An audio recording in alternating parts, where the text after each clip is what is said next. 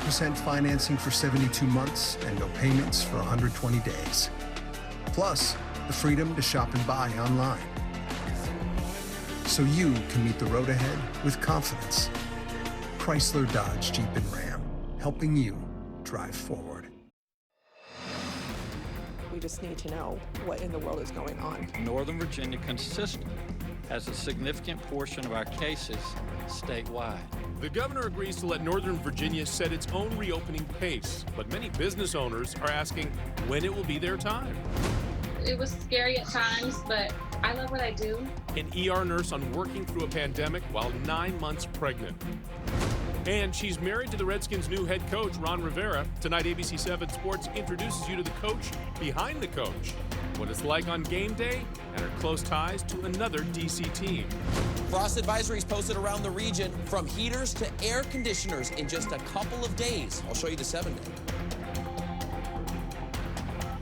And right now at 11 o'clock, Northern Virginia says not so fast on reopening while the White House makes a new policy for West Wing staffers.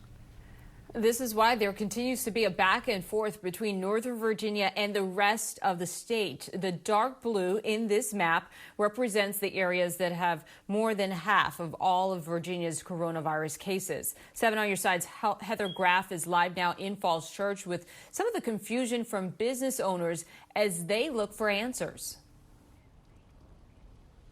Well, Michelle, the governor expects to lay out some of the details of Northern Virginia's reopening on Wednesday. But for business owners who've had signs like this one in their windows for weeks now, that timeline is only fueling their frustration.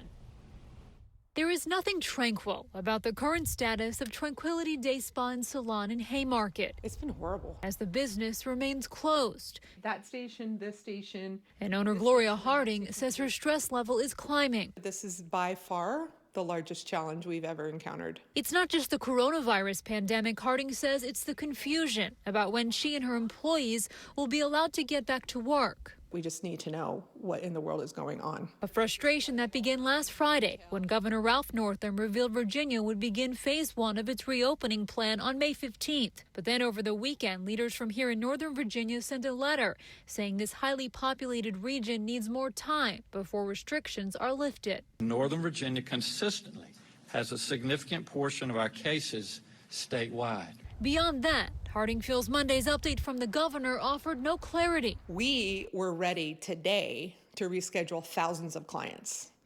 And so now we can't do that. Plus, she spent thousands of dollars on cleaning products and personal protective equipment, thinking she'd need those supplies for a reopening as soon as this week. It's definitely hard for us, but honestly, it's been really hard for, like I said, for the clients, just not feeling like, us as the service provider, we hate not having an answer for them. So for now, Gloria says they can only wait and worry and try to prepare. We have to try to make as much of a touch-free environment as possible. Hoping that one day soon, the salon shutdown will end. We are willing to follow the rules, we're willing to do the right thing, but we are not being given the information quick enough.